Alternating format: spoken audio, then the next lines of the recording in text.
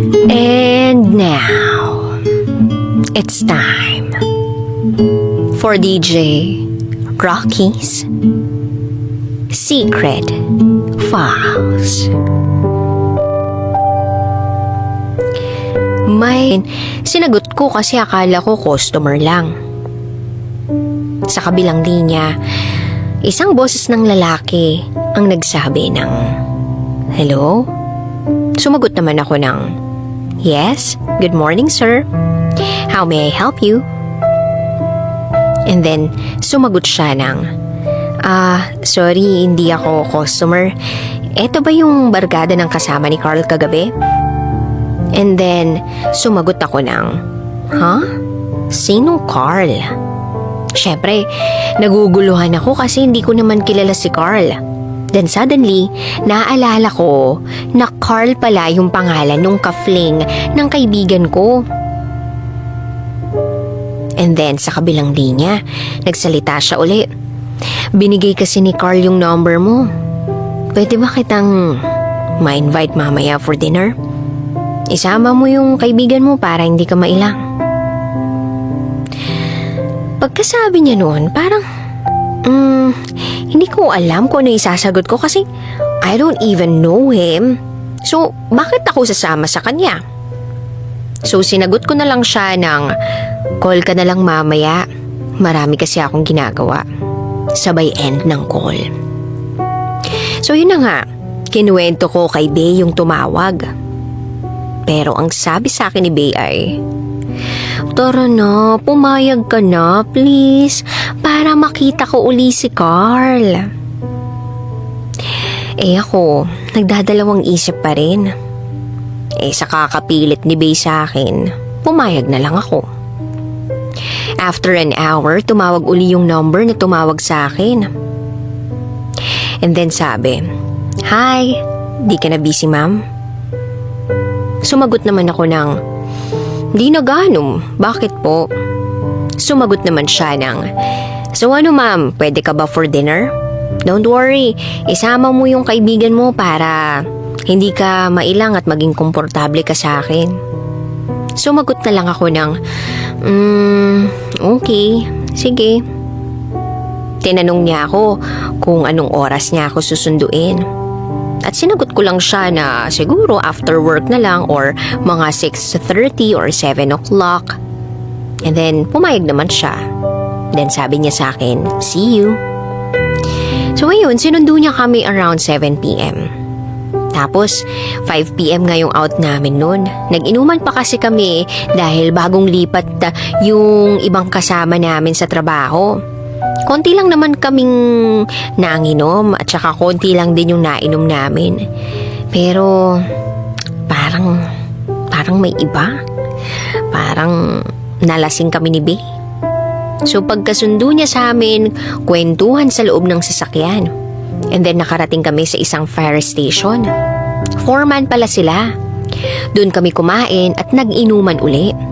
After a moment of tawanan, kwentuhan, knowing each and every one, ewan ko, naasiwaan na ako kasi makulit na si Bey at lasing na siya. So ako naman, nagsimula na akong mag-ayang umuwi. Pero ayaw ni Bey, kahit anong pakiusap ko. Muntik pa nga kaming mag-away ng dahil sa kakulitan niya. Then sabi ko, kuya pasensya ka na sa kasama ko. Sorry talaga, di ko alam na ganyan pala siya malasing, sorry. Sumagot naman si Vince sa akin ng, ganyan ba talaga siya pag nakainom? Sumagot naman ako ng, di ko alam kuya, ngayon ko palang kasi nakasama yun sa inuman. Sorry talaga. Then sabi ni Vin, it's okay, okay lang yun basta ikaw. So hindi nagtagal, napilit din nila si Bey at nakauwi na kami. Simula noon, lagi na kaming magka-call at text ni Vin araw-araw, oras-oras at minu-minuto. Araw-araw siyang nag-e-effort at madalas niya akong dinadalaw. At doon, unti-unti na akong nahulog sa kanya. Hanggang sa sumapit ang birthday ko. Nag-celebrate kami ni Bey kasama si Vin. Siya yung gumastos. May pa-surprise pa siya na cake. Alam mo yun, kilig na kilig ako. Ang sweet-sweet niya. At ma-effort talaga siya. Wala akong masabi. At yung araw ng birthday ko, doon ko siya sinagot. Nung una nag-alangan ako pero lumipas pa ang mga araw. Then, one day, di kami pumasok ni Bey kasi natanggal siya sa trabaho at bilang kaibigan, sinamahan ko siya. Nag-absent ako. Gustong mag-inom ni Bey. So, umalis siya at bumili ng maiinom. Inaya namin si Vin, pumunta siya. Nung natapos na kaming uminom, dumating na si Jel, yung barkada naming tomboy para sunduin ako. At doon daw kami matutulog kila Lee. Si Lee, siya ang super bestiest friend ko. Alam ni Vin ang pupuntahan ko kasi nung nag-iinuman kami na pag-usapan na namin yun. So ang ending umuwi na rin siya at tumuloy na kami sa lakad namin ni Jel. So kumain kami, nagkwentuhan at natulog na. Bandang 12:20, tumawag si Vin. Hello babe. Bati ko sa kanya. Babe, asan ka? Sagot naman niya sa akin. Babe, di ba sabi ko sa'yo, dito ako kila Lee. Ikaw, asan ka? Ba't ang ingay? At sumagot naman siya ng, Babe, sino katabi mo? Baka may lalaki dyan, ha? Huwag kang manglalalaki, ha? Then I answered, Oo nga, pero nasan ka at bakit maingay? Then he answered, Bakit anyari, babe? Sumagot siya ng, Inaaway kasi nila ako sa bahay. Masyado na kasi akong pasaway. Then I said, Ay nako, hayaan mo na babe. O siya, sige na, mahiga ka na ron at nang makapagpahinga ka na. And then, sabi niya, sige babe, I love you. Pero dito ka muna sa tabi ko. So nanatili ako sa tabi niya hanggang sa makatulog siya. Dahan-dahan ako umalis at nagsimula ng magluto. Nang bigla siyang magising at tinawag niya ako. Babe, babe. Oh babe, bakit? Sabay lapit at halik sa noo niya. Sabi niya, ba't ka umalis sa tabi ko? Sabi ko sa'yo, huwag kang aalis. Kasi pag nagigising ako, ikaw yung hinahanap ko. Alam mo DJ Rocky, hindi yun yung unang beses na sinabi niya sa akin yun. Pero kahit pa ulit-ulit ko yung naririnig, ang sarap-sarap sa pakiramdam na marinig yun. Kaya niyakap ko pa siya ng maigpit. So, ayun. Kinaumagahan, magka-text na naman kami. Pero parang biglang dumalang. Nanibago ako kasi sinanay niya akong lagi ko siyang ka-text at katawagan. Pero sabi niya busy raw siya at nagpapagood shot muna siya kay mama niya para hindi siya mapagalitan. Kaya inintindi ko yun. Yung tipong I miss him so much. Pero wala akong magawa kasi busy nga siya. Hindi kasi ako yung taong nangungulit at nagsisik ng atensyon. Kaya pinabayaan ko na lang. Kinagabihan, magka-text kami at ang sabi magcha-church muna siya, tatawag siya. After 7:30, nag-aantay ako ng text niya, wala pa rin. Dati-rati, exactly 7 p.m. Tapos na yung church niya. Tinatawagan na niya ako. Hindi ko na naantay yung tawag niya at ako nang tumawag sa kanya. Sinagot naman niya. Sabi niya, Babe, kararating ko lang, magpapalit lang ako tapos tatawagan kita ha. Kakain na rin kami ha. And then sabi ko, di ka man lang nag-text sa akin, nag-aantay ako ng text at tawag mo. Then sabi niya, Sorry babe, tatawag na sana ako pero sakto namang tumawag ka. Then I said, Okay, sige babe, kain ka na. And then sabi niya, Sige babe, I love you. Sabay patay ng call.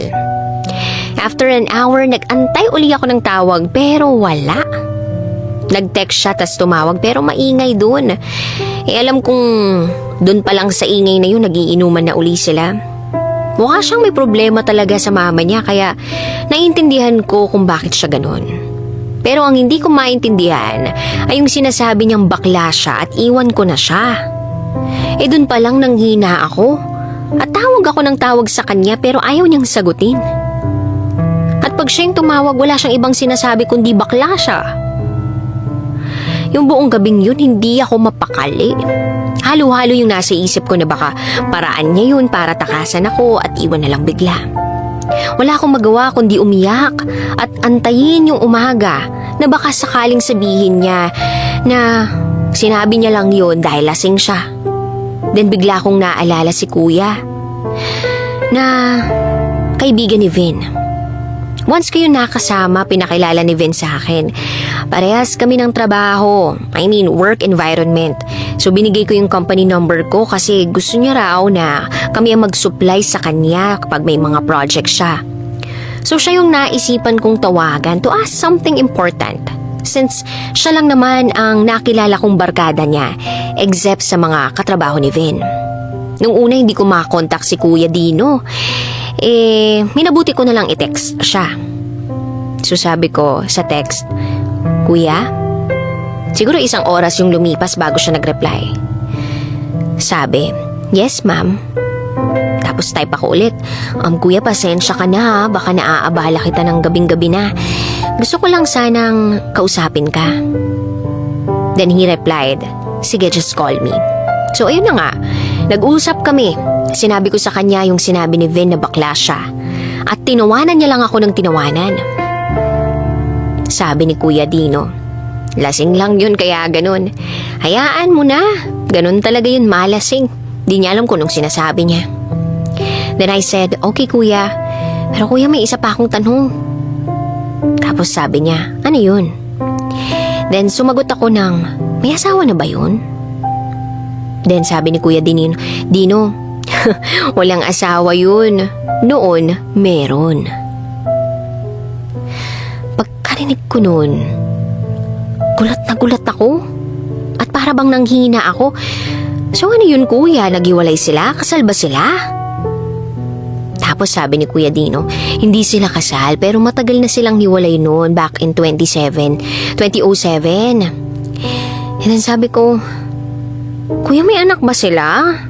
Kasi hindi ko alam kung maniniwala ba ako. Hindi, naguguluhan na ako noon kasi sabi sa akin ni Vin, wala naman. Then si Kuya Dino sabi, alam ko noon meron pero wala namang sinasabi.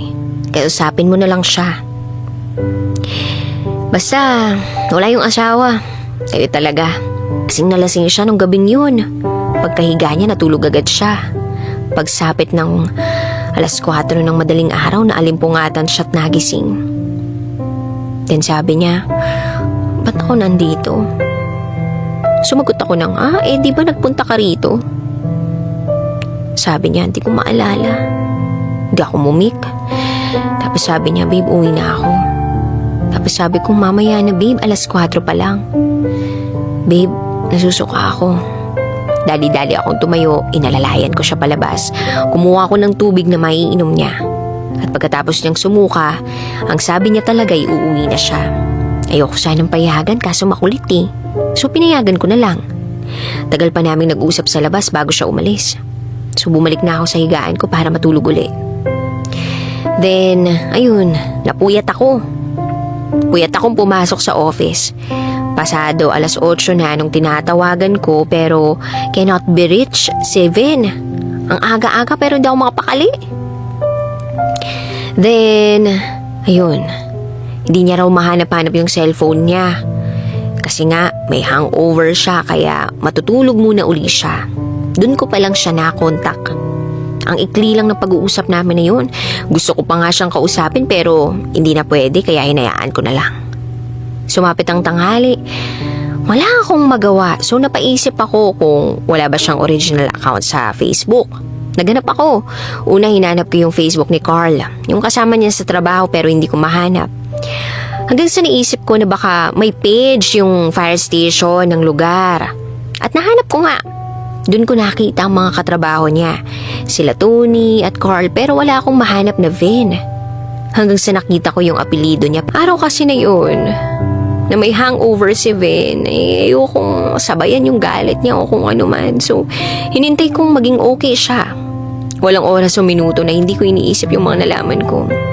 Kada tatawag siya, nanghihina ako at nasasaktan ako, pero shucks, mahal na mahal ko siya. Ang sakit-sakit lang. Kasi bakit ganito kung kailan mahal na mahal ko na siya? Lahat ng pangarap ko para sa aming dalawa, nawala ng parang bula. Gusto kong maglaho ng bigla. Wala akong ibang mapagsabihan kasi malinis kong pinakilala si Vin sa lahat, lalo na sa mga kaibigan ko. Kaya hindi ko alam kung paano makakawala yung lungkot at sakit na namumuo na naman dito sa puso ko. Yung panaginip kong kami na lang magkakasama sa huli, hanggang panaginip lang yun. Yun pala kasi, yung kadugtong ng panaginip na yun, yung magkasama kami. Pagising ko wala na siya. At araw-araw akong gigising na wala siya. Malapit na yung birthday niya. At ayokong masira yung birthday niya dahil dito. Pero habang lumilipas yung araw, ang hirap palang magpanggap na okay ka kahit hindi. Ilang araw na lang birthday na niya pero hindi ko pa rin masabi tong mga to. Ayoko siyang mawala. Pero may pamilya siya. Sana dumating yung araw na magkalakas ako ng loob para masabi lahat sa kanya ng mahinahon. Ayoko kasing iwanan na lang siya bigla. Hanggang dito na lamang po. Muli, ako si Val. At ito, ang aking secret vow. Hi Kabisyo, it's me, DJ Rocketera, your boss princess. And welcome to the program, Top Secrets. Kung saan pwede kang makapagbahagi ng iyong pinakatatagong sekreto. Ito po ang programang hindi ka huhusgahan, bagkus ikaw ay pakikinggan. Ang programa sa radyo na nagpo-promote ng We Listen and We Don't Judge Culture. At meron na nga po tayong top secret sharer na nasa kabilang linya. I-welcome na po natin siya. Magandang gabi! Hello po. Good evening sa'yo. Good evening po. Ano pong pwede namin itawag sa'yo? Trixie. Trixie, tama ba ako ng pagkakarinig? Yes po. Ilan taon ka na, Trixie? 26. 26. Ang lupalop ka naman galing, Trixie? Sa Pampanga. Pampanga? Ay, sakto. Kumakanta ako kanina ng Kapampangan song. Gusto mo ba ng konting sample? Oo nga. Oo. Narinig ko nga. Narinig mo ako. Ganito. Ojo kaluguran da ka, kalugurang sobra-sobra, pasarada rin mata, pantunan da ka. Ang nanan ng mate ko, gipagod ka ko. Sabi dito, tama na. Okay, sige na nga, tama na to. Simulan na natin to. Trixie, sorry na, nag-intermission pa ako. Baka lang kasi gusto kong marinig yung golden voice ko, diba? Alright, Trixie, ilang taon ka na nga ulit? 26. 36. 26, 26. 26. 26, dinagdagan ko pa, no? Sorry na. Okay, sige. Trixie, 26 from Pampanga. Ano ang top secret mo?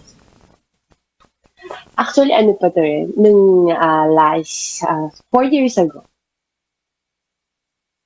Kaso, gusto ko lang siyang i-share kasi hindi ko alam kung until now, alam ng ex ko na shit ako sa kanya. Kasi until now, hinahunt pa din ako ng konsensya ko na nagawa ko yun sa kanya. Ayun, kami noon, siguro mga 4 years na kami.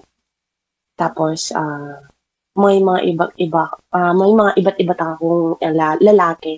So meaning hindi lang to isang lalaki? Hindi lang siya isang lalaki, siguro mga. Oh, so bakit mo natagpuan yung sarili mo na niloloko yung jowa mo at that time? Kasi, iniwan niya ako ng walang dahilan. Nagipag-break siya ng walang sinabing dahilan. So, Tapos bumalik siya na hindi sinasabi sa akin kung ano yung dahilan, bakit siya nakipag-break sa akin. okay, i-ano ko lang ha, ilatag ko lang tong mga sinabi mo earlier ha. So, etong ex mo na to, well technically mag-ex na kayo, no? Pero yung etong jowa mo na to, nung time na yon, umalis siya dun sa relationship ninyo nang hindi nagpapaalam sa'yo, nagsabi ng kahit anong dahilan. Tama? Yes. Tapos Exactly. bumalik siya nang hindi pa After rin 1 nag-explain. Yes, oo. Tapos Tama. kailan ka dun naghanap ng iba? Hindi pa ako doon naghanap. So Ano, nagkabalikan pa muna talaga kayo. Pero, that time na nagbalikan na kami, nagkaka-anxiety na ako. Kasi, parang iniisip ko bakit niya ako iniwan nang hindi niya alam ang dahilan. Wala siyang sinabi sa akin ng dahilan kung bakit. Naghahanap ako ng dahilan sa kanya. Wala siyang masabi. As in, wala talaga. Tapos, after nun, na mga ilang months, parang nakikita ko na yung sarili ko na parang wala na. Parang hindi na pala siya yung nakikita kong lalaki para sa akin.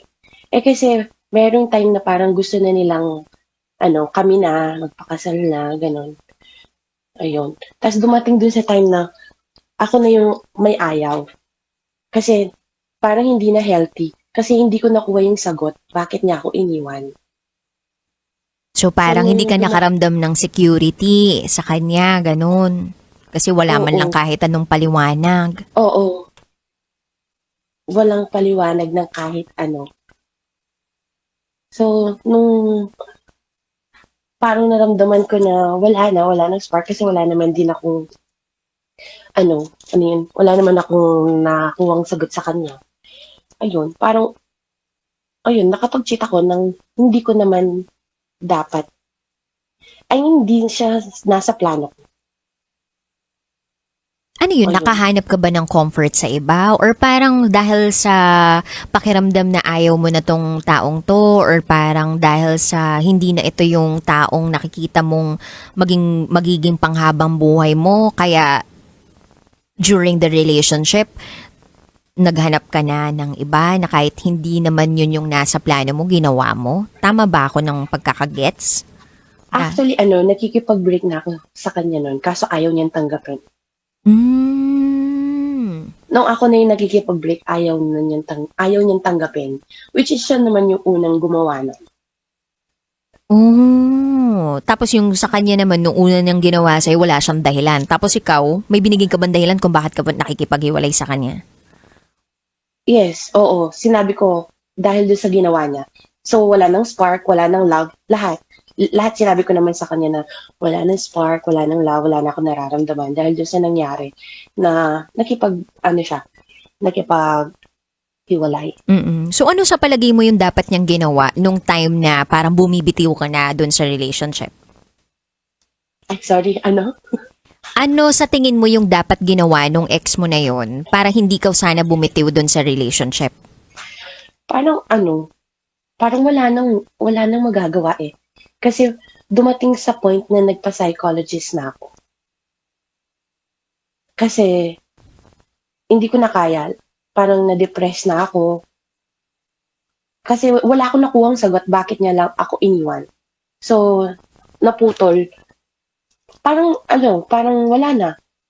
After nun, nung bumalik siya, wala na ako nararamdaman. Tapos nung ako na yung gusto sa kanya, makipag-break, ayaw niya.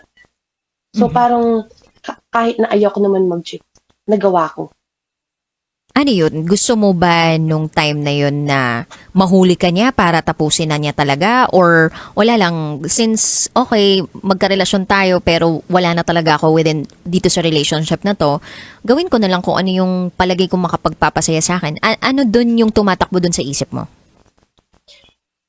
Yung wala na akong pakialam, kahit na mahuli niya ako. Pero, at some point, na parang pwede niya ako mahuli, pero hindi pa rin ako nagpapahuli. Nag-iingat ka pa Ganun. rin, ganun. Oo. So, paano kayo naghiwalay nitong karelasyon mo na to? as in hindi na ako nakaparamdam sa kanya. Ayun. Pero, as in, sinabi ko, ayoko na talaga after 2 years. Wow, so nagkaroon pa kayo ng relationship ng 2 taon. Yes. Oo. So, paano kayo nagkikita? Like, paano kayo nagde-date nun na parang alam mo na yung 2 paa mo wala na dun sa relationship ninyo? Alam naman niya na parang hindi ko na siya mahal. Siya yung nagpupumilit na parang bigyan ako ng mga coffee, tapos binigyan ako ng singsing, ng kwintas, na alam naman niya na parang ayoko na. So, Pero ikaw, nung mga tinatanggap time mo, na tinatanggap ayoko na, mo. Tinat ayokong tanggapin, pero iniiwan niya lang. Kasi nung mga time na sinusuyo niya ako, hindi ako umuwi sa bahay. So, yung mga family ko, sila lang yung nag-entertain sa kanya. Hanggang sa ayoko na talaga. Kasi, kasalanan ko meron din cheating na nagaganap. And this So, time, yung cheating ba na yun ay meron talagang isang tao na nagugustuhan ka na? May ganun na ba nung time na yun? actually, wala. Chat lang talaga, nakikipag-usap lang, ganun. And, ayun, until now, it haunts me, syempre, na hindi ko alam kung nalaman niya ba talaga. Kasi wala na kami. So, 3 years na. 3 years nang wala Ayun. kayo. Oo. May karelasyon ka na ngayon. Yes. But it still haunts me. Yung na yung nagawa ko sa kanya. So may Hindi bala ka niya ba alam. mag-sorry sa kanya? Ganon? Actually, gusto ko, pero parang ang hirap. May jowa na ba siya ngayon? Yes, alam ko kakajowa niya lang. Alam ko kasi masakit sa kanya. Yung nangyari sa amin. Kasi nga, parang gusto ng family niya na magpakasal na kami. Gano'n. Kasi parang right age naman na kayo kung kukumputin natin yung age nyo in the past, 'di ba? So parang nasa tamang edad naman na kayo and mukhang matagal-tagal naman na rin kayo sa inyong relasyon. So nagustuhan ka na rin talaga ng family niya. Anong, kung eto bibigyan kita ngayon ng pagkakataon na makapagbigay ng mensahe sa kanya. Total, wala talaga kayong closure eh. And sabi mo nga, it haunts you. What you did to this person haunts you up until now. Kahit na alam nyo naman na parang naka-move on na kayo, diba? You have your respective partners. And alam nyo naman siguro din kung ano yung mga nagawa ninyo in the past. Hindi ko lang sure kung ano na nga talaga, kung alam nung other party kung ano yung nagawa nung isa sa inyo dun sa nakaraan. So, I'm giving you this opportunity to give a message dun sa naging ex mo na yun. Ano bang tawagan nyo dati? Loves. Loves! Alright. Sige na, magbigay ka na ng mensahe kay Loves. Go ahead, baka nakikinig siya ngayon. Gusto ko lang magpa-sorry. Kasi, alam ko, aabot na tayo ng 6 years dapat. Pero, nakipag-iwalay ako. Siguro gusto ko mag-sorry dun sa part na hindi mo alam na nag-cheat ako. Hindi yung dahil naglandi lang ako. Siguro, nawala talaga yung spark nung time na iniwan mo lang ako na mag-isa. Gusto ko lang magpa-sorry. At sana, balang araw, magkita ulit tayo, mag-usap. Kasi dati kami magbarkada eh. So, lahat ng mga barkada namin, naghiwalay kami. Wala na. Hindi na ako kinausap. Alam ko meron akong mali, pero sana mapatawad nila ako. Ayun lang. So, anong realization mo ngayon, Trixie? Na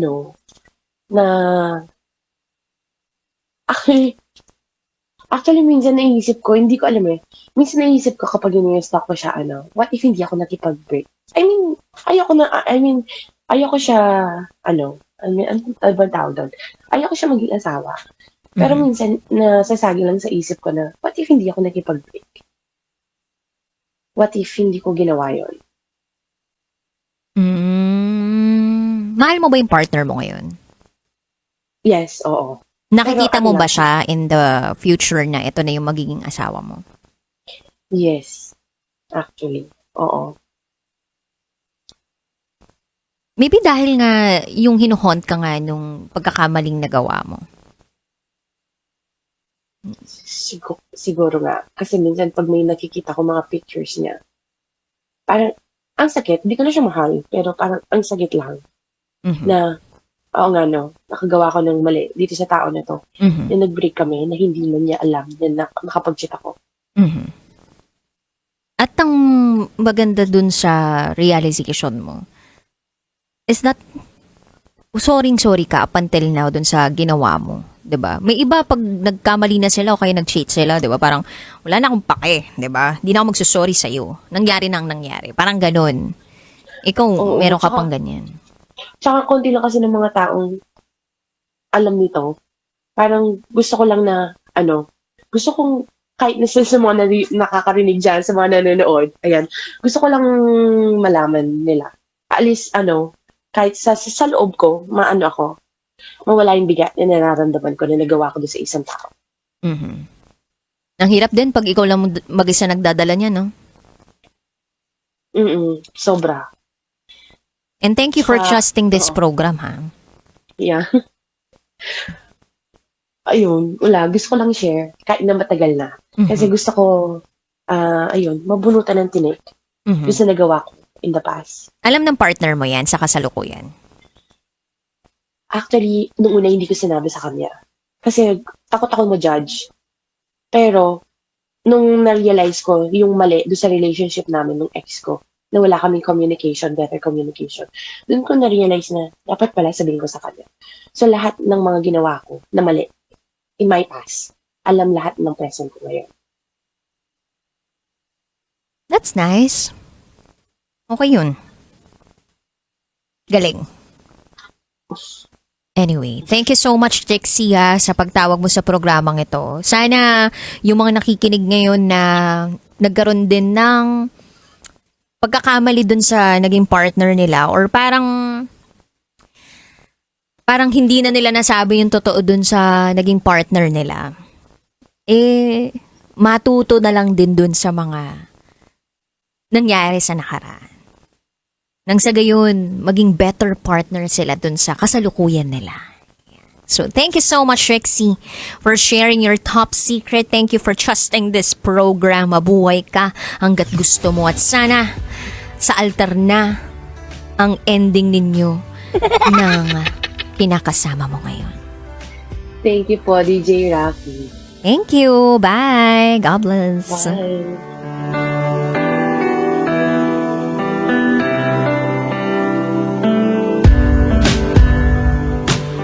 May mga ibang tao kasi na hindi nila kayang wala silang marinig na explanation. Kailangan nila ng verbal reason to validate what they felt. Pag hindi mo binigyan yung tao ng rason, bakit mo siya iniwan, it will consume her eh. It will give her anxiety. It will give that person worries. And that person will feel that he or she is not secured dun sa relationship na meron siya with you. Tapos bigla kang babalik without any reason. Sana kahit papano yung parang napagod ako, yung mga ganun. Or parang na-tempt ako, ganyan. Or minsan, pwede ring alam natin yung dahilan. Pero, ayaw tanggapin ng pagkatao natin. Or pwede rin namang ang dami na nating conclusion sa head natin. Tapos yun yung mga bagay na gusto nating marinig mula dun sa tao. Pero hindi natin narinig. So ngayon, hindi natin na-prove sa sarili natin na tama tayo. So pwede rin ganun. Pero ang mahalaga dito para maintindihan natin lalo yung sarili natin, kailangan talaga ng oras, kailangan talaga ng panahon na maipagkakaloob mo sa sarili mo. Kung pwede nga, kung talagang hindi mo nakayanin, yun nga, seek medical help or seek a help from an expert pagdating sa mental health. Katulad nung ginawa nung ating sender. Or caller pala, hindi pala sender. At madalas yung mga nangyari sa nakaraan natin na alam nating one way or another nagkamali tayo. Hanggang ngayon dala-dala pa rin natin. Bakit? Kasi alam natin hindi tayo naging patas. O kahit sabihin na natin na nagkamali rin naman yung isa, pero alam pa rin natin na hindi natin yung pagkatao eh. Gets mo? Pag alam mong labag sa kalooban mo na ginawa mo yung isang bagay na yun, it will haunt you. Kasi hindi mo nga siya pagkatao, but then you did it. Dahil, yun nga, parang hindi ka makaramdam ng security, hindi ka makaramdam ng mga kung ano-ano mong dapat maramdaman, or parang hinanap mo na sa iba yung kaligayahan, or basta nag-explore ka lang. Kasi gusto mo malibang. Nabubore ka na. And so on.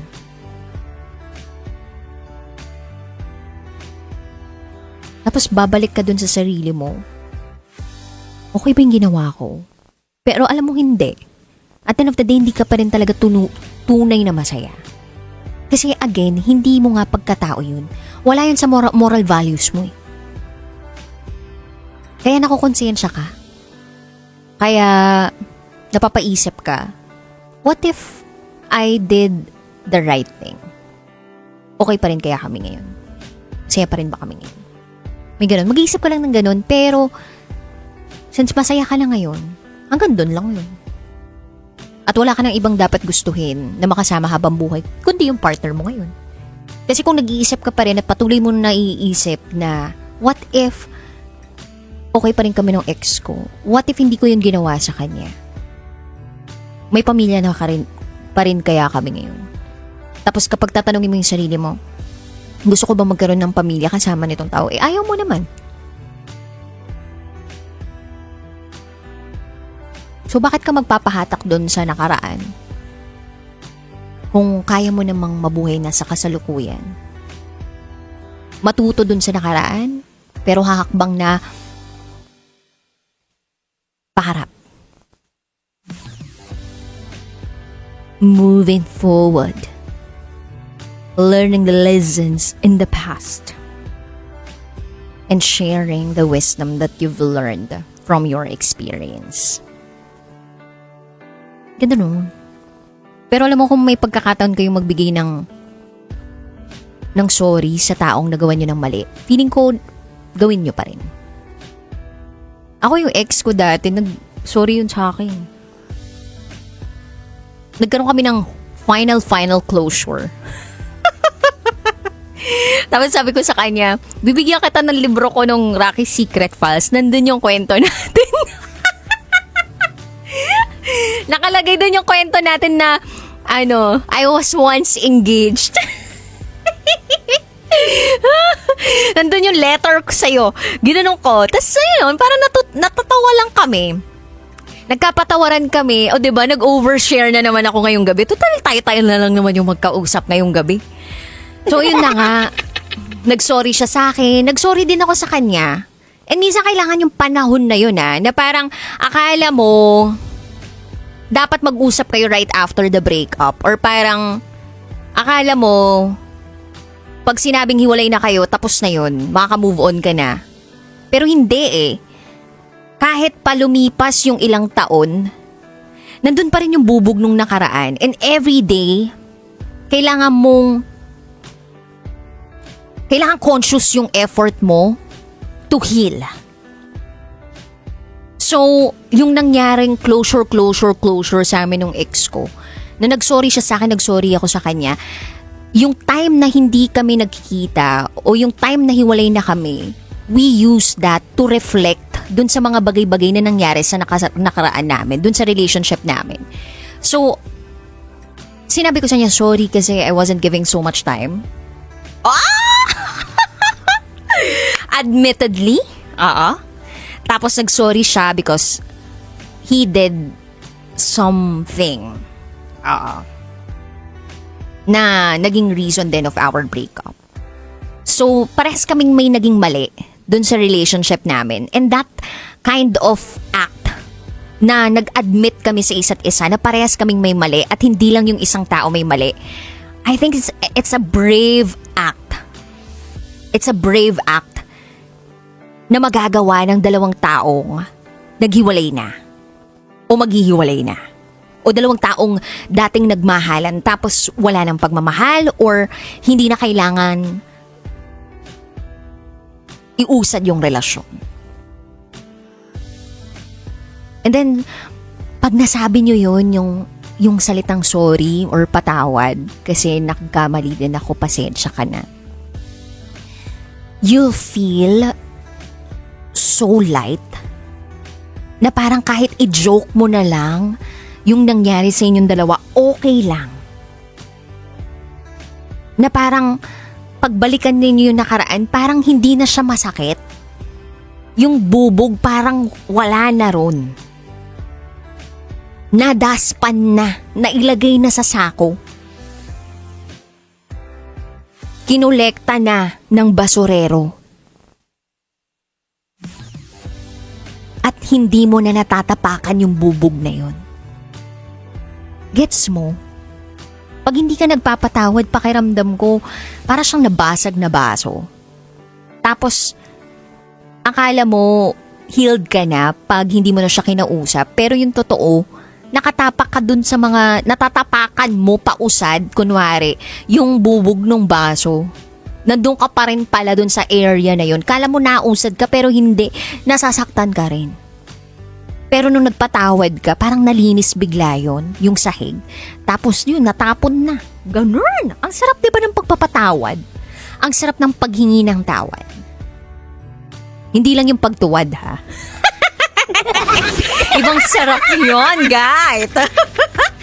Charot with harot. Anyway, Kabisyo, bukas ulit magsama-sama tayo. Alas 9 ng gabi hanggang hating gabi. Kasama ang Basa Princess ng Love Radio, DJ Rocketera. At ikay nakatutok sa 90.7 Love Radio.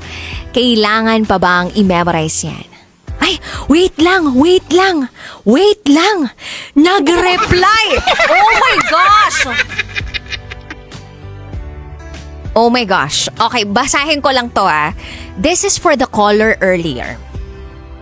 May nag-reply.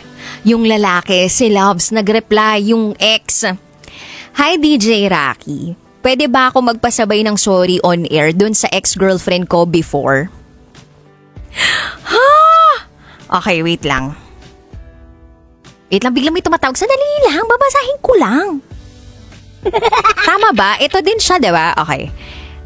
Binanggit yung pangalan but I don't wanna mention the name. And even nagkaroon ng chance na bigla kaming nagkita na nag-work siya, is hindi ko nagawang mag-sorry since wala kaming proper closure. I just really wanna say sorry. At alam kong kahit both ends my partner na, I just really wanna say sorry for everything. And I'm hoping to have a proper closure in the future since matagal na din po yung naging pagsasama namin. I know both ends may mali, but really, I just wanna say sorry. And hoping to have a proper closure with her. Oh. Ikaw ba talaga to? I mean, ito ba talaga yung ex? Hindi ako sure ah. Baka binasa ko lang, nagpasabay lang siya talaga ng sorry. Hindi naman pala talaga to yung ex nung caller. Si Trisha. Pilingero lang pala ako. Nag-assume lang pala ako. Nag-judge lang ako. Sige na, bahala na kayo mag-isip dyan. But anyway, kung sakaling ikaw to at yung kaninang tumawag ng Loves, ikaw yon, yung tinutukoy ni Trixie. Sige, ako bahala mag-set up ng inyong pagkakapatawaran. Okay? Ayan na, nagre-reply. Sandali lang. Tapusin na natin itong programa to. Baka mamaya pa kayo, mag-overthink kayo. Sandali lang. Ayan na, nagre-reply. Typing. Sandali lang, guys. Bigyan niyo pa ako ng konting oras. Nagtatype lang siya. Nagsasabay lang. Nagpapasabay lang. Okay. Ay, hindi daw siya yung ex. Asumera pala ako. Sorry na, ito naman kasi masyado ka. Hindi mo naman kasi pinangalanan. Nakala ko ikaw eh. Alam mo naman yung mga mata ko, ang bilis ng mata ko. Tapos hindi ko naman masyado na Di ka naman nagbigay ng enough information. O sige na, thank you so much.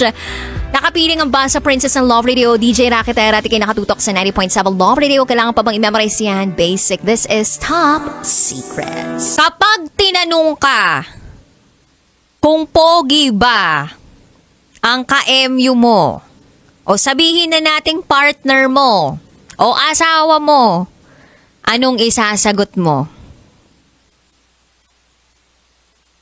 Oo o hindi? O biglang sasabihin mo, mabango. Nakakaloka yung ibang tao kapag tinanong, pogi ba? Mabait naman siya. O kaya pag tinanong, pogi ba? Mabango naman. Bakit ganun yung mga sagutan? Oo, hindi lang naman yung pwedeng isagot. Tapos iibahin pa. Well, ugali talaga yata natin yun eh. Yung tipong pag tinanong tayo kung pogi ba, mahal mo pa ba? Sagot natin. Kasi ang hirap eh. Oh! May mga ganun. Bakit nga ba? Pero alam mo kabisyo, kapag pogi ka talaga, sabihin na natin pogi ka o meron kang ganda, ang mangyayari dito, nagkakaroon ko ng privilege eh. Huwag tayong maging plastic dito ah. Yung mga pogi tsaka magaganda, nagkakaroon po talaga sila ng pretty or handsome privilege. Aminin na natin, kalsada. Diba recently pinatupad yung NCAP? Hindi ko sure kung ilan dun yung talagang nakaligtas at yung tunay talaga na nagkaroon ng violation na. Pero, meron akong mga kilala na kahit wala pa tong NCAP na ito. Kapag may violation sa kalsada, pag binaba pa lang yung bintana, nakita ng enforcer yung itsura, ligtas ka na agad. Ligtas na yun agad. Lalayo pa ba tayo? Tanya Chinita. Charot with the rot. Hindi ako kung hulihin ko si Tanya Chinita, tapos nakasuot siya ng spaghetti strap, tapos pagkita ko bigla dun sa nagbaba ng salamin, yung driver si Tanya Chinita, ay, palalayain ko yan. Baka ngingiti pa ako, hindi sa sisimangot ako, no? Ako naman, ang naiisip ko sa ganyan, siguro kung nagkamaling ng isang tao sa kalsada, wala naman siguro masamang makiusap. Kung hindi lumusot, okay lang. Kailangan mong harapin talaga yung consequence ng actions mo. Maparelasyon man yan, mapakalsada, anong aspeto ng iyong buhay. Because that's the reality of life. Lahat ng ginagawa natin ay may balik. Lahat ng ibinibigay natin sa mundo ay babalik din sa atin. Hindi natin alam kung sa paanong paraan, pero kailangan nating pagbayaran kung ano man din ang ating itinanim. At siya rin ang ating aanihin. Anyway, kabisyo, alas 9 ng gabi hanggang hating gabi magsasama tayo. Kapiling ang Basa Princess ng Love Radio, DJ Rakitera. At ikay nakatutok sa 90.7 Love Radio. Kailangan pa bang i-memorize yan? Basic. At ito na po ang patikim ng DJ Rocky's Secret Files.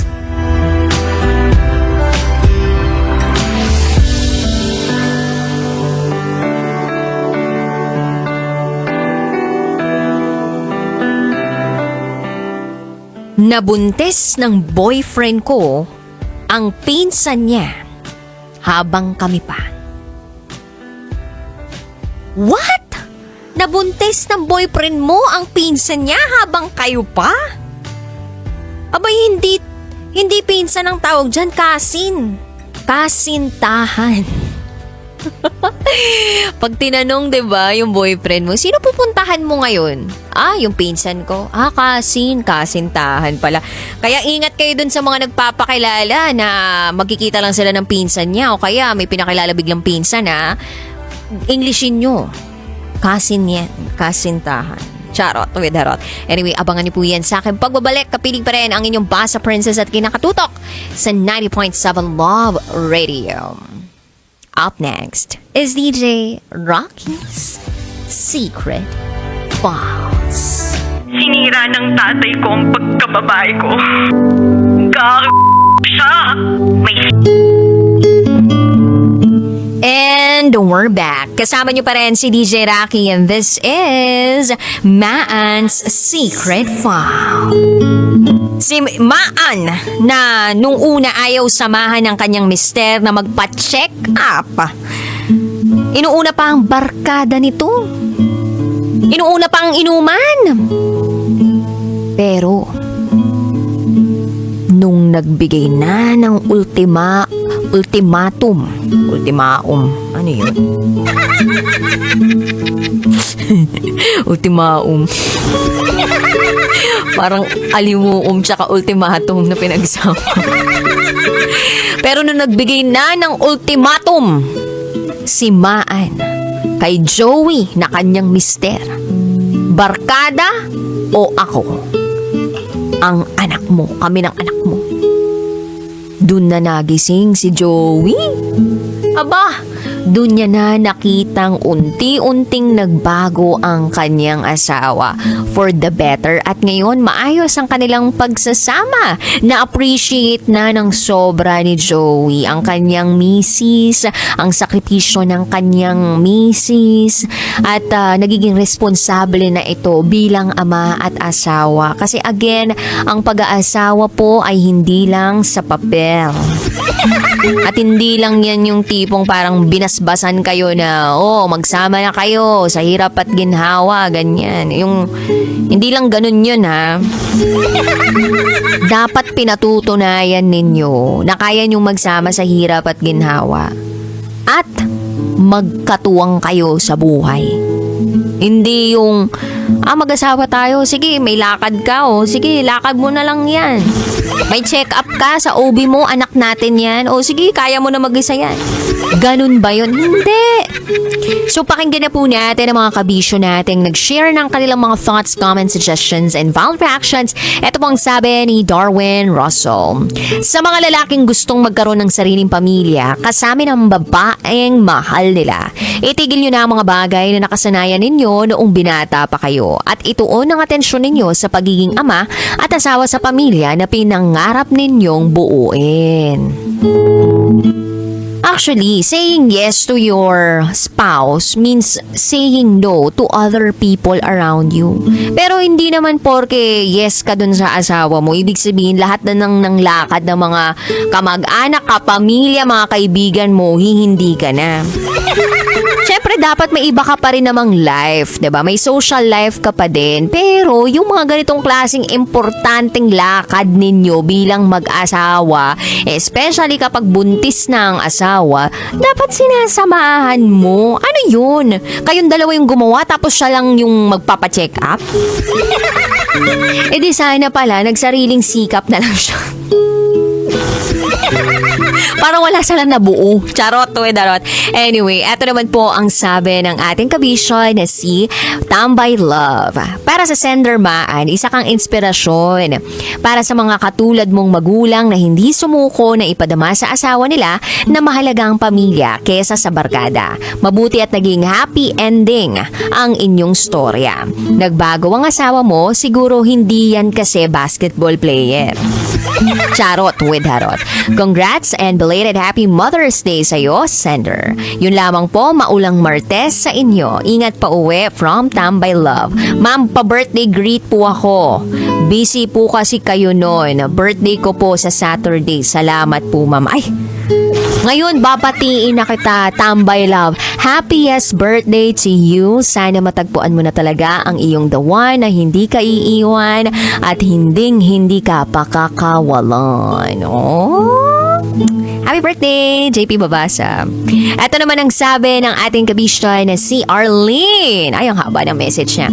Hi, Rakitera. Hoping na maging ganyan din ang husband ko. Although may time na nakikita kong responsable naman siya sa amin ng mga bata. Pero alam mo yun, medyo hindi pa siya nagmamature. Pag barkada talaga ang pinag-uusapan.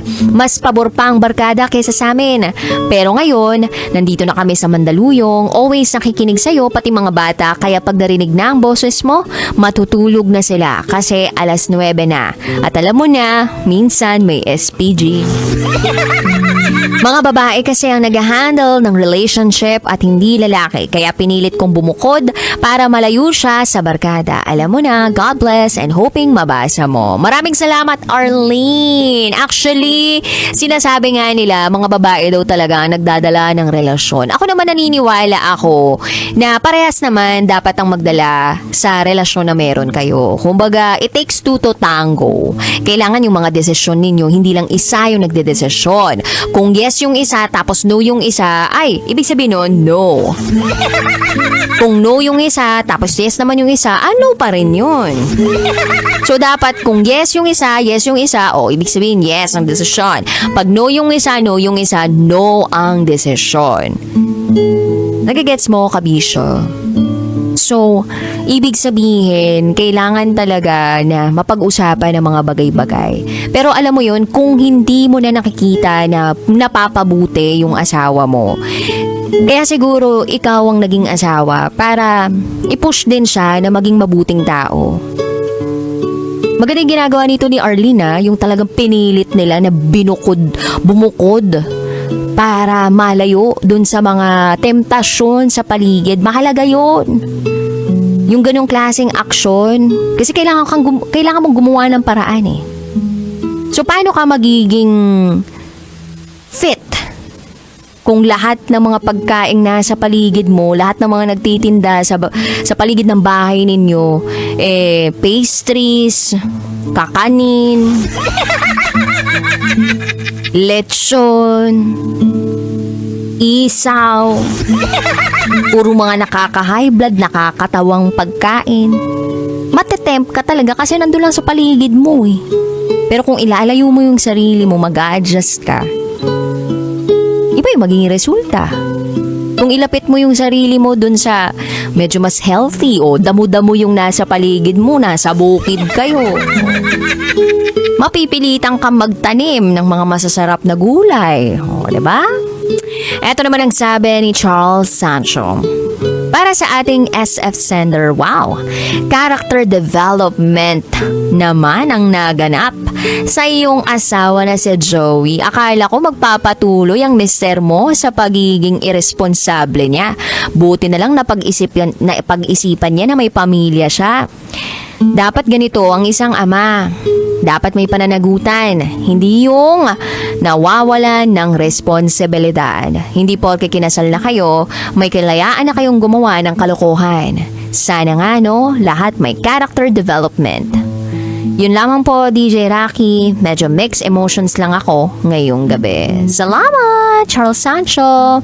Ito pa sabi ni Robert, may mga ganyan talaga na inuuna ang barkada kaysa sa responsibilidad. Kaya mabuti na lang na nauwi sa mabuting usapan ang mga pinaggagawa niya.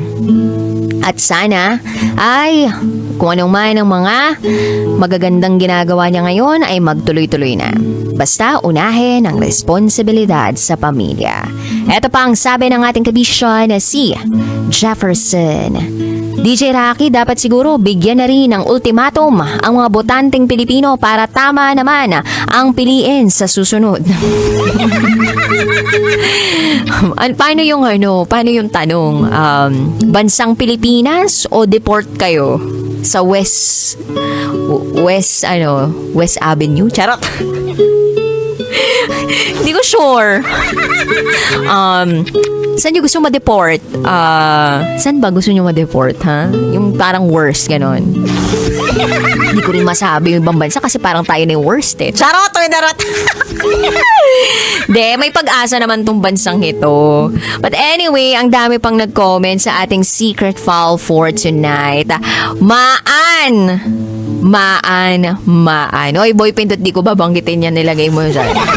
Baka mamaya, ako. Anong tawag doon? Mga persona non grata ako. Una sa lahat, Maan, saludo ako sa tibay na meron ka. Hindi madali yung pinagdaanan mo bilang isang babaeng buntis. Nandyan yung hormones, yung iba-iba ka ng emosyon, yung parang heightened lahat ng emosyon na meron ka. Lalong-lalo na physically and emotionally, parang feeling mo lumalaban ka ng mag-isa. Pero pinili mo na hindi basta-basta bumitaw. At imbis na puro galit ang pairalin, pinili mong kausapin si Joey ng mahinahon pero may katapangan. Yan ang tunay na lakas. Yung hindi lang basta galit ka, kundi may direksyon, may layunin, may purpose kung bakit mo nasabi yung bagay na yun. And I'm so happy na itong si Joey mas naging responsable. Hindi pa naman dyan natatapos yung pagiging magulang ninyo eh. It's a lifelong journey. May mga panahon na kakailanganin mong umalalay, kakailanganin ninyo ng breather. Minsan nga kailangan mo na ikaw talaga yung magsakripisyo para lang mag-work ang isang relasyon. Ang pagbabago naman kasi hindi overnight yan eh. Araw-araw pipiliin mo talaga na magbago ka for the better. Maganda na nakikita mo na yun. At importante na hindi uli mawalan ng direksyon itong mister mo. Huwag kang matatakot ha, na i-call out si Joey kung bumabalik siya dun sa dating gawi. Hindi naman yun pagiging nega, kundi pagiging tapat. At may concern lang. Alam mo yung pagpapaalala ng isang babae sa lalaki. Huwag niyong baliwalain yung ganyan. O pinapaalala ko lang ha. Kasi maganda na nagpapaalala ang isang misis dun sa mister niya o kahit mister dun sa misis niya. Kasi ibig sabihin may pake siya. Ayaw niya na mapariwara ka o gusto niya lang mapabuti ka. Hindi dahil sa walang tiwala sa'yo, kundi nire-reiterate lang ba na eto na yung nangyari sa atin dati, sana hindi na to maulit-uli. At sana talagang magtuloy-tuloy na tayo kasi maayos na yung takbo ng relasyon natin. Yun lang naman yun eh. Isang paalala, reminder lang. At least hindi nagkukulang yung spouse, right? At ang mahalaga dun, may teamwork kayo. Teamwork. Hindi naman to kompetisyon.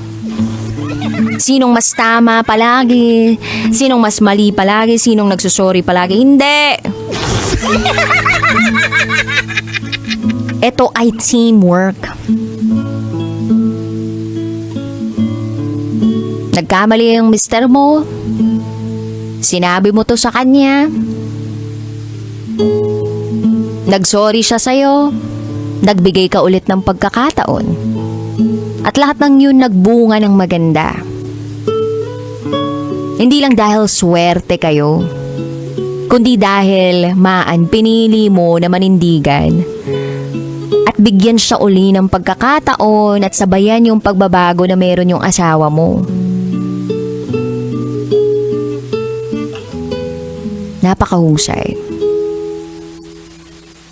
Sana nga talaga lahat ng mga kabisyo natin dyan na mas inuuna pa yung mga barkada kesa dun sa kanilang asawa, magising na sa katotohanan na hindi kayo nag-asawa para lang merong mag-alaga sa inyo. Kung yun yung ina-expect mo sa asawa mo, okay naman yun. Pero ang tanong, inaalagaan mo rin ba siya? May iba kasi dyan, hindi. Ako lalaki, so dapat ako yung pinagsisilbihan. Give and take lang din yan. Kung yung asawa mo nahihirapan na sa sitwasyon niya dahil nagdadalang tao siya, anong gagawin mo? Di ba tigasin ka? Tigasaing, tigasampay, tigalaba. Pwede namang mag-ambag. sa isang relasyon na pinagtibay ng Panginoon.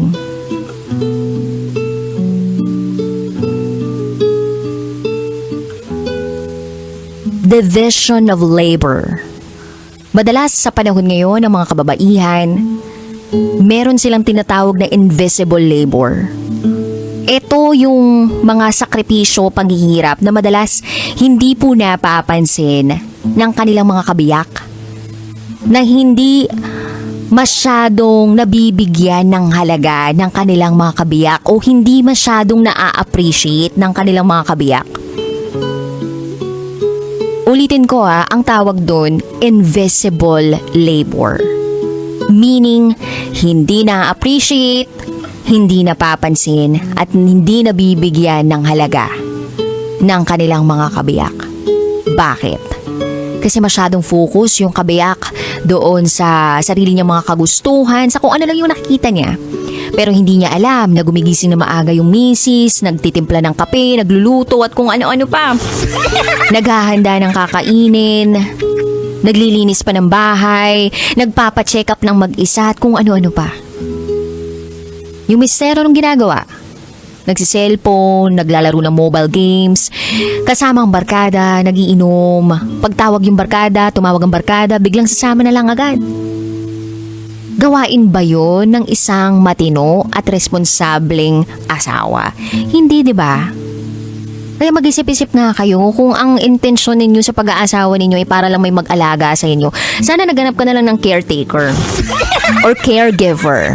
O caretaker para sa bahay mo, kaya sa apartment mo. O caregiver naman para makapagbigay ng care sa'yo. Sana yun na lang yung hinahanap mo. Pero kung naghahanap ka ng pagmamahal, pag-aalaga, at gusto mo rin na ibigay ito sa kanya dahil mahal mo nga eh. Gusto nyo mag-build ng good life together, then be a responsible human being. Respect the sacrifices of your spouse. And again, a happy wife, happy life. O, bigyan na ng 20,000 ng mga misis ngayong gabing ito. Charot with harot. Anyway, kabisyo, maraming salamat man sa inyong pag-share ng inyong secret file. At sa mga kabisyo natin out there na gusto mag-share ng kanilang mga secrets, share to me, raketera@gmail.com. I gotta say, BRB as in bathroom break for top secrets. Kapiling pa rin ang inyong basa princess, DJ, excuse me, Dumigay. DJ Raketera na dumidigay on air. Excuse me, I'm so sorry. DJ Raketera, kayo nakatutok sa 90.7 Love Radio. Kailangan pa bang i-memorize yan? Basic. This is Maan's Secret File.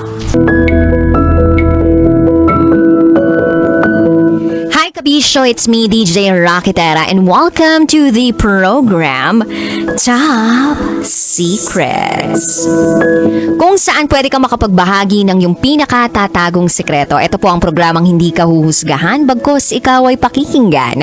Ito po ang programa sa radyo na nagpo-promote ng we'll listen and we don't judge culture. At meron na nga po tayong top secret sharer sa kabilang linya. I-welcome na po natin siya. Magandang gabi. Hello, good evening. Hello po, good evening.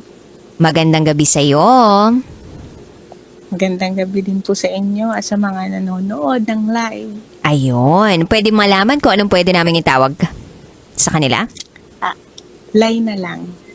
Lai, medyo lumalayo lang yung boses mo sa amin. Hindi ko alam kung nakatutok ba yung bibig mo dun sa mic mo. Pwede mo pa bang ilapit yung bibig mo dun sa mic mo? Sige. Hello. Ayan, mas dinig ka na namin, sis. Akala ko kanina para akong may kausap na na parang anino, gano'n. Or aparisyon. Okay na, ayan. Lai, tama ba, Lai? Lai. Yes po. Ilan taon ka na, Lai? 27, ma'am. 27 years old. San lupalop naman galing si Lai?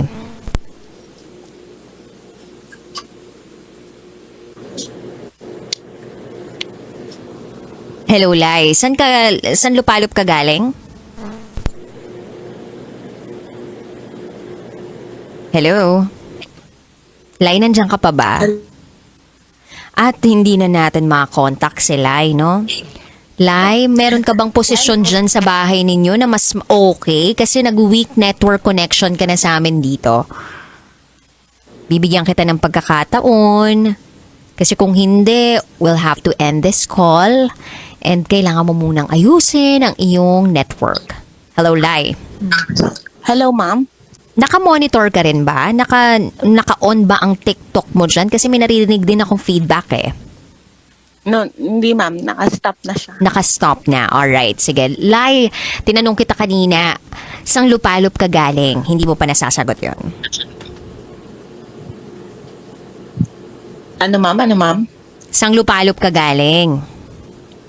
Sa Bulacan. Bulacan. Alright, di na ako magpapaligoy-ligoy pa, Lai, ha? Lai 27 from Bulacan. Ano ang top secret mo? Hindi ako makapag-move on sa ex ko. Hindi ka makapag-move on sa ex mo. Ito bang ex mo, matagal bang naging kayo nito? Almost 7 years. 7 Sa- years. O kasi may anak kami. Tapos sa relationship, 10 years. Wow. So all in all, Tapos kasal pa kami.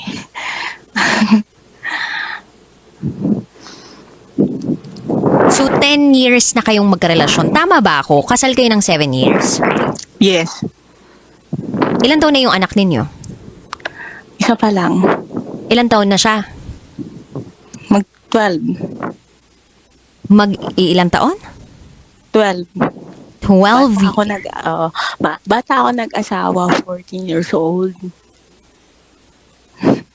Sandali lang ha, medyo na mind blown ako dun sa sinasabi mo.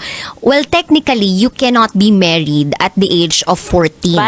Bali, kasal ako ng 4 years, 10 years kami yung relationship namin. Ah, High school okay. pa lang kami. High school pa lang ako.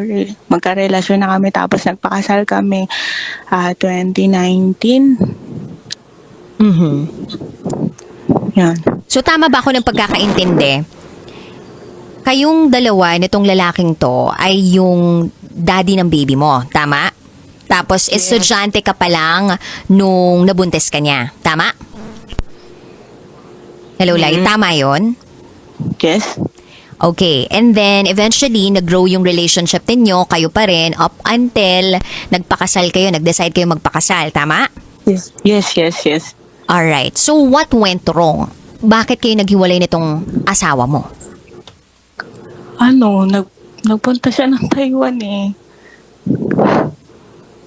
Nagpunta siya ng Taiwan? Tapos parang nagkaroon siya nung una, nagkaroon siya ng iba. Siguro mga 6 months pa lang siya doon. After that, sabi ko, tinanong ko sa kanya, bakit ka ako niloko mo ko? Sabi niya sa akin, nakalimutan lang daw niya may family siya. Tapos, paulit-ulit. Tapos, ang ginawa ko, dahil nga nasa bahay lang ako, nag-aalaga lang ng baby, ang ginawa ko, nagharap ako ng ibang way para malibang, kumita ng sariling pera. Nung medyo nakakalimutan ko na siya that time. Nakikita ko sa TikTok, sa Facebook na nakaka-recover na siya. Nag-usap kami that time na parang wala na kami pakialamanan. Pero hindi pa rin ako makausad. Hindi ko alam kung ano ba yung pinangihinayangan ko. Lai, wait So yung major reason kung bakit naghiwalay kayo was because of him going to Taiwan. Tama ba? Yeah. So naging LDR kayo. Hindi ba kayo nag-usap ng masinsinan about that long distance relationship? Wala ba kayong terms na okay, sige, ilang years ka lang dyan, babalik ka na dito? Pinigilan, nung time na umuwi naman siya, pinigilan ko siya. Sabi ko, magstay na lang siya. Sabi niya, marami siyang reason, marami pa daw siyang pangarap. Ganun. So, hindi na settle. Ilang Na- taon na tong asawa mo na to? 30. 30 years old. Feeling mo ba nanakaw sa inyo yung pagkabata ninyo dahil maaga kayo naging magulang? I think so, pero yung responsibility bilang magulang is nagawa naman namin. Kaya lang, may mga factors din kasi na hindi lang yung LDR, yung lalo na yun sa mga family, sa mga side. Kasi alam mo yung tipo na family culture na kapag pinag-aaral ka ng magulang mo, dapat tumulong ka. Dapat, halimbawa, kumikita na yung asawa mo is ganito lang kayo kasi dadalawa lang naman kayo. Parang ganon. Naiipit ako sa sitwasyon kasi kahit anong gawin mo hindi mo pwede papiliin yung partner mo sa parents niya saka sa inyong family. Pero nagdesisyon siya na magpakasal kayong dalawa. So that only means na dapat kayo na ang priority niya. Pero hindi ganun yung nangyari. Hindi. Pakialamera ba yung in-laws mo? Yes. As in. So pinakikialaman yung finances ng asawa mo? Yes, kasi dalawa lang daw kami. Dapat ganito lang yung budget. Tapos dapat daw sa kanila kasi sila yung nag-alaga, sila nagpalaki that time. Alam mo ba, Ay, ito malalaman ko pa lang lahat ng sakripisyo ginawa ko kasi wala akong ginawa siguro na binenta ko na yung kaluluwa ko para lang mag-grow kaming dalawa. As in, tinanggap niya. Yung bang tipo na Like, may mini-meet up ako dati that time na may sumusuporta sa amin. Pero pumapahayag siya kasi yung responsibility bilang lalaki is ko yung umako kasi nga hindi niya kaya magtrabaho. Lai, balikan ko lang yung sinabi mo kanina. Nagsakripisyo ka at ginamit mo yung sarili mo para meron kayong perang panggastos sa pamilya ninyo dahil wala pa siyang trabaho nung time na yon. And that meant, you meant it by meeting other men. Tama ba? Yes. Tapos nandun siya, nakikita niya lahat ng text messages, alam niya yung kung sino. Tapos, alam mo yung nandun ka na sa rurok, nakatapos na siya. Tapos, ultimo nga yung birth certificate. Ako yung gumawa ng way. Ultimo yung pamasahe niya, pang pocket money niya dun sa ako pa rin yung gumawa, parang ganon.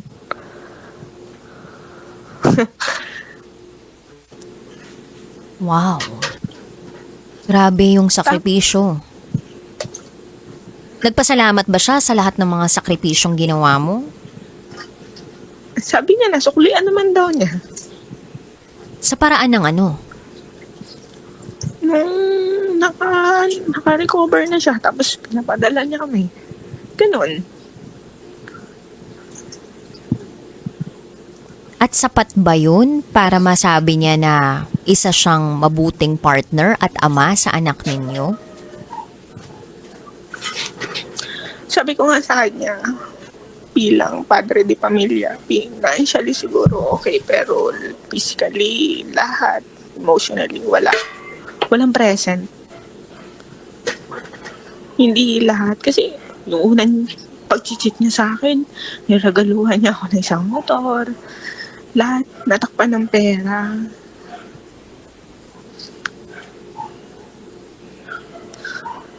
So every time na may ginagawa siyang kabalbalan,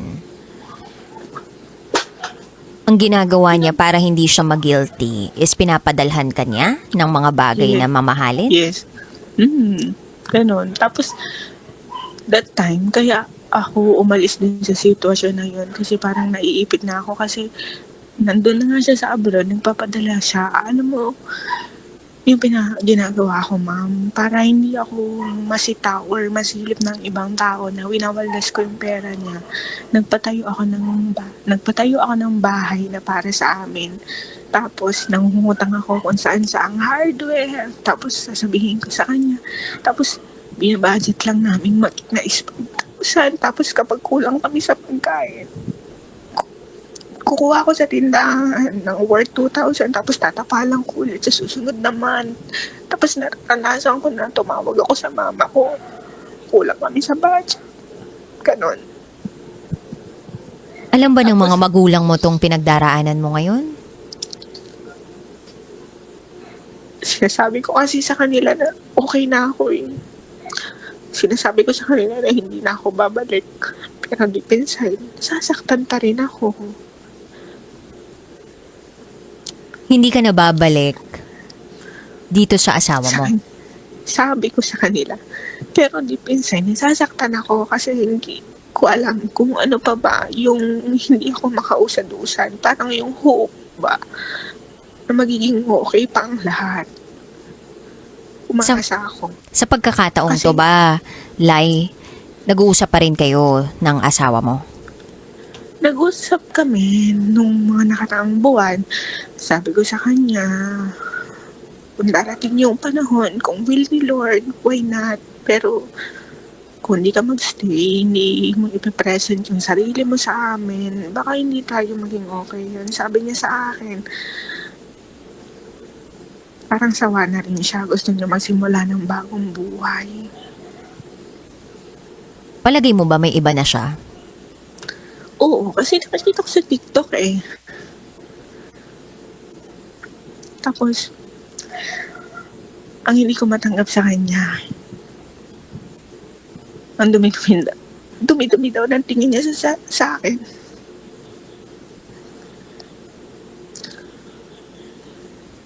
Kaya sabi ko sa kanya, bakit ganun? Puro negative yung nakikita mo. Yung positive na ginawa ko dati, hindi mo nakita. Kasi ultimo, gatas, diaper, birth certificate mo.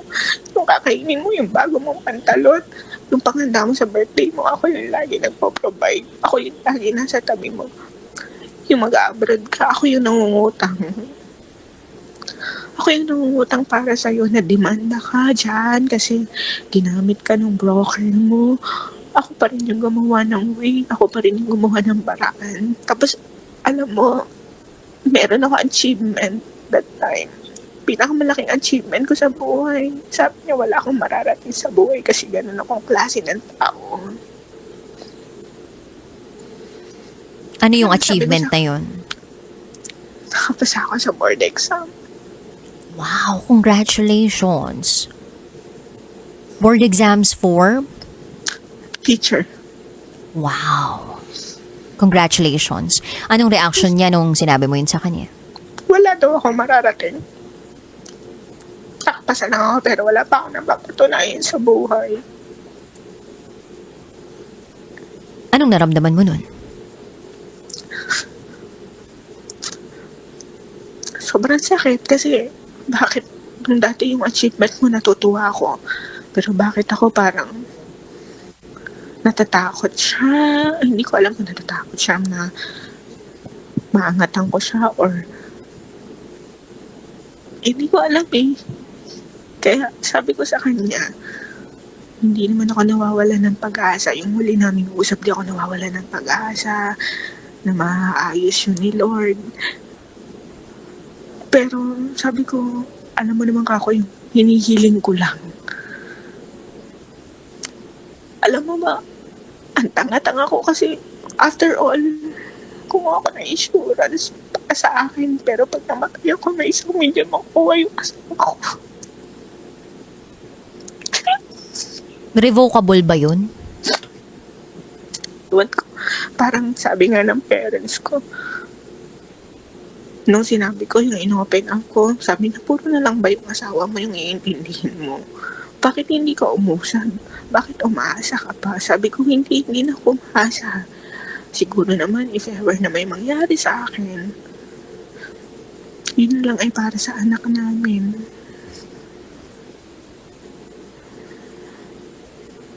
Tapos, ito, nung huli namin usap, umuwi daw siya, may kasama siya, may asawa na raw siya. Hindi ko alam kung pinoprovoke niya lang ako para bumitaw. Kunin ko na raw yung mga gamit ko sa bahay.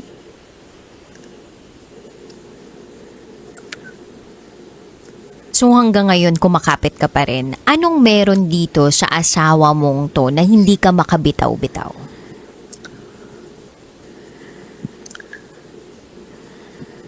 ayoko na kasing magsimula ng bago. Mahirap kasi magsimula ulit ang bago eh. Natatakot ulit ako magsimula, tapos magiging mape-fail na naman. What if, kung uusad ako? Sabi nga, di ba ni Lord, kung hindi tama yung unang binigay sa'yo, may papalit na mas better. Pero baka naman yung kapalit, hindi naman maging okay yung magpe-fail. Tapos, naiisip ko din talaga yung anak namin. Kasi, lagi niya sa akin tinatanong, Mami, bakit hindi tayo pwede magsama? Anong sinasagot mo? Bakit lang? Wala akong maisagot. Sabi ko, busy lang ako sa trabaho. Mag-enjoy muna kayo ni Daddy. Kasi, saglit lang ng bakasyon niya.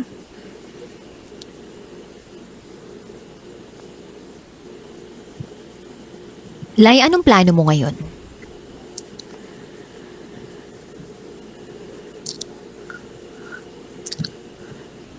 Meron ako, hindi ko alam eh. Hindi ko alam. Kasi, imagine mo ma'am, yung status ko ngayon, okay, stable ako. Lahat, magmula nung way back 2020 na nagkaroon kami ng problema, nag-grow ako, nagpundar ako, nang hindi na nalalaman, pero masaya ako sa lahat ng achievement ko, nabibili ko lahat ng gusto ko, pero wala ako. Alam mo yung tipong wala akong daan na gusto ko man siyang i-treat, gusto ko man i-treat as a family kami, hindi ko magawa kasi ayaw na niya eh. Sinasabi nung mga kakilala ko na, saan ka ba kumakapit? Nang ginayang ka ba sa napundar niyo? O talagang martir ka lang? Anong sagot mo? Sabi ko, mahal ko eh. Kasi, ultimo nga yung kaluluwa ko, pinayanta ko eh.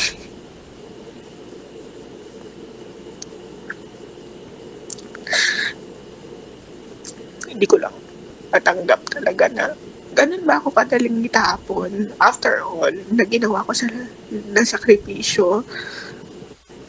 Itatapan mo na lang ako ng ganun.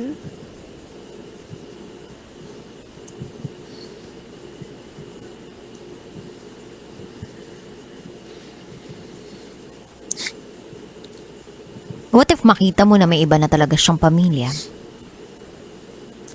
Sa naiisip ko sa ngayon, parang kung makikita ko man sa ngayon na may iba siyang family, at tumatakbo sa isip ko, hindi ako papayag na matapakan yung pagkatao ko. Kasi siguro nung araw, yung pagkatao ko tapak na eh. Pero yung sa pangalawang pagkakataon na makikita ko ng ako yung nag-build sa'yo, dapat ako yung kasama mo, parang gusto kong idemanda sila. Eh, kasi karapatan ko naman siguro yun. Mhm. Kasi sa Pilipinas naman, wala namang batas para lang agad-agad maghiwalay kayo. Mhm. Oh, perahan mo kaya, no? Ang problema, ma'am, meron din ako eh. May pera ka din. Mm-mm. O, kung may pera ka, dagdagan mo pa yung pera mo. 'Di ba? Para talagang milyonarya ka na, o. Baga, hindi na magiging issue sa'yo yung pera, o. Kasi para maramdaman niya rin naman yung hirap sa buhay. 'Di ba? Hindi yung hirap sa kalooban. Baka kasi hindi yung hirap sa kalooban, hindi niya na maramdaman. Kasi parang mukhang yung asawa mo talagang desidido na ayaw niya eh. 'Di ba? Kumbaga kung oo ang lalaki, kung G pa yung lalaki, paparamdam pa yan. Tsaka may pabalik-balik pa yan sa'yo, ganyan. Tsaka gagwardyahan ka niyan. Hindi yan magsasalita ng mga alam niyang ikakasama ng loob mo. Merong paunti-unti pero hindi yung duming-dumi siya sa'yo. Ano yun, di ba? Parang hindi ka naman naging asawa. Parang hindi ka naman nakinabang sa lahat ng mga sakripisyo ng asawa mo. Kaya minsan sinasabi ko sa kanya, pikit mata mo nga, harap-harapan mo nga, dati tinatanggap yung ganong sitwasyon. Hindi pa porke, sabi ko nga sa kanya, hindi ba porke na nakaahon ka na, wala na ako, kailangan mo magsimula sa bago na walang bayad. Alam mo yung kasabihan na na a woman's loyalty is tested when her man has nothing. And the man's loyalty is tested when he has everything. At sa pagkakataong ito, pinakita ng asawa mo kung ano yung estado niya at kung ano yung take niya dun sa loyalty na meron siya sa iyo. Kasi sa kasalukuyan meron siya eh. Pero kumusta naman yung loyalty niya sa iyo at sa inyo ng anak mo? Hindi ko alam kung hanggang kailan ka kakapit dyan sa asawa mo at kailan ka aasa. Hindi ko alam kung mapapagod ka o sisigi ka pa din talaga ng sisigi kahit ang sakit-sakit na para sa anak mo kasi ayaw mo nang magsimula ng panibagong chapter sa buhay mo. Pero naniniwala ako na walang forever. Walang forever. Kung ano yung nararamdaman mo ngayon, lilipas din yan sa tamang panahon at kailangan mo lang din tulungan yung sarili mo. Lai, kung bibigyan kita ng pagkakataon ngayon na magbigay ng mensahe dito sa asawa mo, kung nakikinig siya ngayon sa ibang bansa o di kaya naman baka may mga kakilala siyang nakikinig ng programa ko sa kasalukuyan, bibigyan kita ng 1 minuto para makapagbigay sa kanya ng mensahe na gusto mong sabihin sa kanya. Go ahead.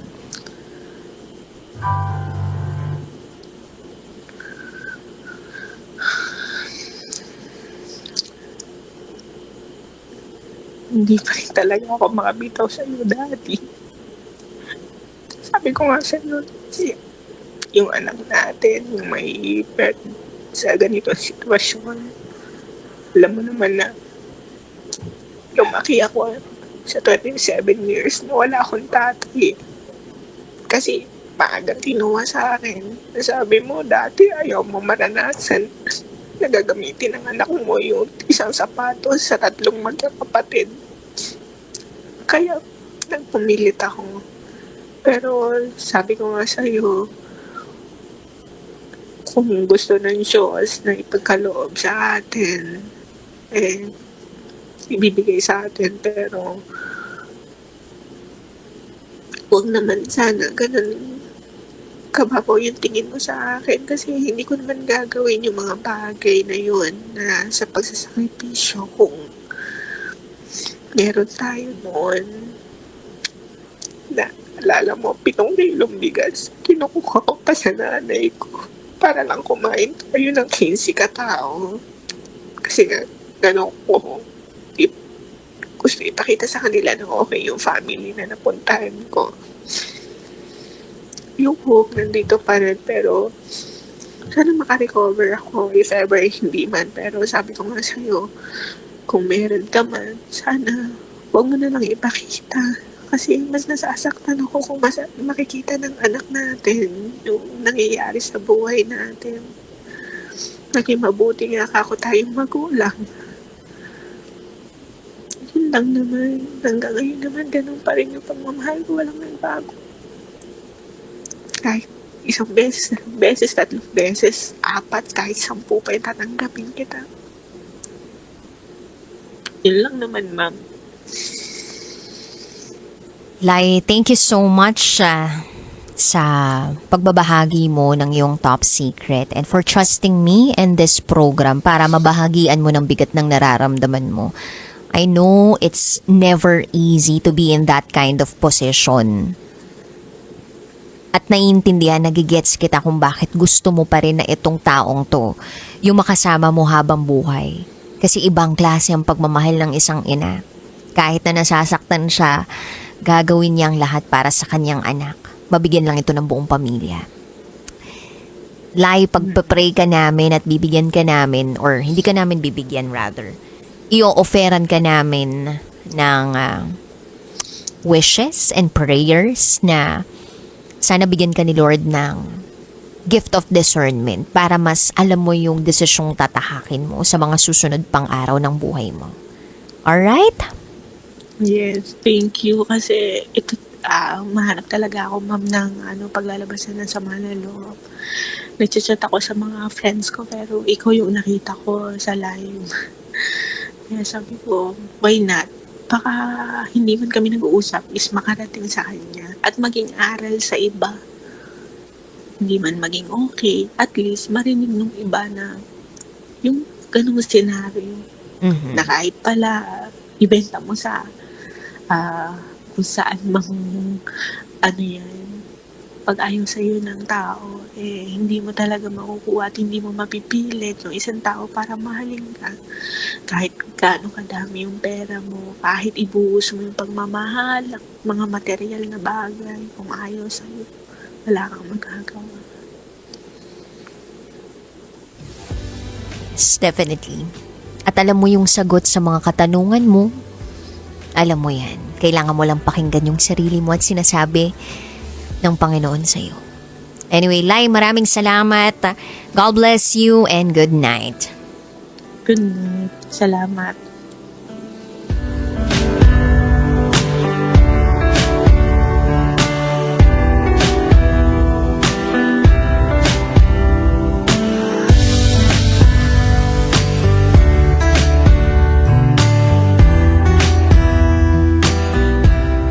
Alam mo, may mga tao talaga na low-key manipulator. What do I mean by that? Magaling magmanipula ng tao. Yung ipaparamdam niya sa'yo na kasalanan mo lahat, kahit hindi naman talaga. Yung ipaparamdam niya sa'yo na wala kang kwenta, na wala kang worth, kahit meron naman talaga. At dahil sinabi niya yan, ipinaramdam niya yan sa'yo, meron kang tendency to prove your worth. Kumbaga ang gagawin mo, parang hindi, patutunayan ko yung sarili ko sa'yo.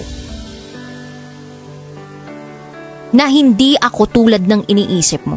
Na kamahal-mahal ako, na importante ako, na espesyal ako, na may mararating ako sa buhay. And proving someone your worth is a waste of energy. Kasi kahit kailan yung taong yun, di naman maniniwala sa'yo. Aaksayahin niya lang yung panahon mo, yung enerhiya mo, at ang oras mo. Bakit? Kasi hindi naman siya nakafocus sa iba eh. Sa sarili niya lang siya nakafocus. Sa sarili niya nararamdaman at kung ano ang magpapagaan ng pakiramdam niya. Narcissist ba? Kaya sana talaga makatagpo ka ng isang tao na mamahalin ka ng tapat at totoo. Yung paninindigan, ikaw sa umpisa hanggang dulo. Anyway, kabisyo, maraming salamat sa inyong pagtutok. Nakapiling po ninyo ang inyong Basa Princess DJ Rakitera at ikay nakatutok sa 90.7 Love Radio. Kailangan pa bang i-memorize yan? Basic. This is Top Secrets.